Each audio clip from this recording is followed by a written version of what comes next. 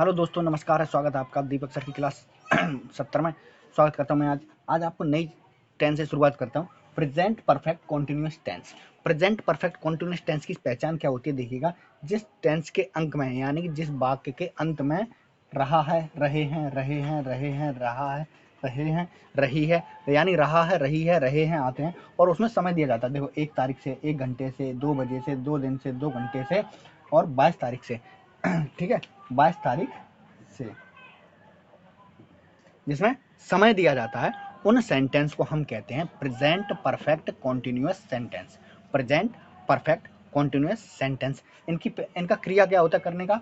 देखो, सबसे पहले आ जाता है सब्जेक्ट। सब्जेक्ट क्या है? इसमें वह है, इसमें वे, इसमें हम, इसमें बच्चे, इसमें वे और इसमें राम। इसको कहते हैं सब्जेक्ट। फिर सब्जेक्ट के अनुसार आता है एक वचन के साथ हैज बीन, और बहुवचन के साथ लगाते हैं हैव बीन। ध्यान देना, एक वचन के साथ हैज बीन, सिंगुलर के साथ हैज बीन, प्लूरल के साथ हैव बीन। ओके, प्लस क्रिया की फर्स्ट फॉर्म के साथ आईएनजी लगा देते हैं, प्लस ऑब्जेक्ट जो भी हमारा अदरवाइज ऑब्जेक्ट होता है, प्लस उसके बाद सिंस या फॉर हम टाइम के हिसाब से लगाते हैं। अगर निश्चित समय होता है, निश्चित समय कि 2 तारीख से या दो दिन से नहीं, 2 तारीख से, तो निश्चित समय के लिए लगाते हैं सिंस। और अनिश्चित समय के लिए जैसे 2 दिन से, 2 घंटे से, जैसे 2 घंटे से 2 दिन से, इसमें कोई निश्चित नहीं है, पता नहीं कौन से 2 घंटे हैं, कौन से 2 घंटे नहीं है, तो इसके लिए क्या लगाते हैं? फॉर। और इसमें टाइम दिया होता है। देखिएगा, पहचान आपको बता दी है, सेंटेंस आपको बता दी। अब हम सेंटेंस करते हैं। देखिएगा, इस सेंटेंस को कैसे करते हैं, यही हम आपको बता रहे हैं। देखिएगा, सबसे पहले कैसे है,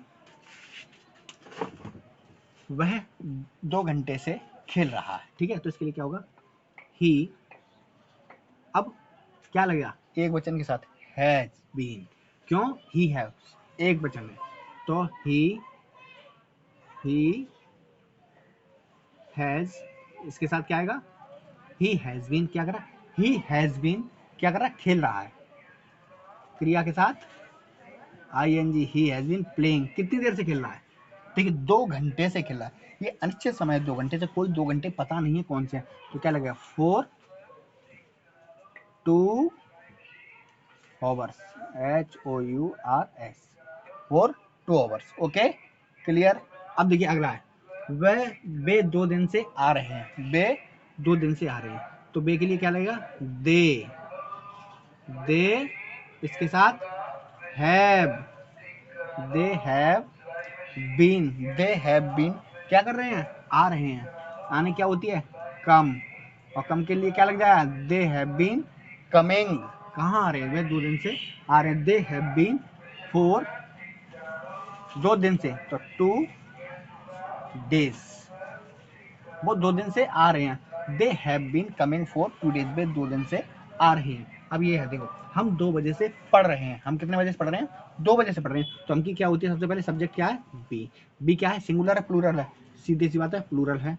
तो we have been, we have been क्या कर रहे हैं? पढ़ रहे हैं। बी हैव बीन पढ़ने की होती है रीड, इसके क्रिया के साथ ING. We have been reading कितने दिन से? 2 बजे से। 2 बजे से क्लियर समय है। SINCE, they have been reading since 2 o'clock। 2 बजे से, यानी निश्चित समय, 2 बजे से निश्चित समय है। ठीक है, अब है बच्चे 1 घंटे से शोर मचा रहे हैं। बच्चे सभी के यहाँ शोर मचाते हैं, लेकिन उस बात को इंग्लिश में कहते हैं बच्चे 1 घंटे से शोर मचा रहे हैं, तो बच्चे क्या हो जाए? चिल्ड्रन, CHILDREN, चिल्ड्रंस शोर मचा रहे हैं। चिल्ड्रंस बहुवचन हो गए, have been. Childrens have been, शोर मचाना की होती है मेक ए नॉइस। क्रिया के साथ आईएनजी लग जाता है, तो making a noise. The children have been making a noise. कितनी देर से शोर मचा रहे हैं? 1 घंटे से, तो 4 1 hour, 4 1 hour। क्लियर। बच्चे 1 घंटे से शोर मचा रहे हैं। Childrens have been making a noise for 1 hour। ठीक है, बच्चे 1 बजे से शोर मचा रहे हैं, तो क्या होता है? The childrens have been making a noise since 1 hour। क्यों? 1 बजे एक निश्चित समय हो जाता है, इसलिए वहां सेंस का उपयोग करेंगे। और 1 घंटे से तो कोई निश्चित टाइम नहीं है, कौन सा 1 घंटा यह हमें मालूम नहीं है, इसलिए यहाँ पे 4 का उपयोग हुआ है। ध्यान रखिएगा, सेंस और 4 का उपयोग सोच समझ के कीजिएगा। फिर है, वे 1 तारीख से घर पर आ रहे हैं, तो वे के लिए क्या होगा? दे सिंगुलर है, प्लूरल? सीधी सी बात है, प्लूरल है। दे हैव बीन क्या कर रहे हैं? आ रहे हैं। आने क्या होती है? कम, तो दे हैव बीन कमिंग। कहाँ आ रहे हैं? घर पर आ रहे हैं।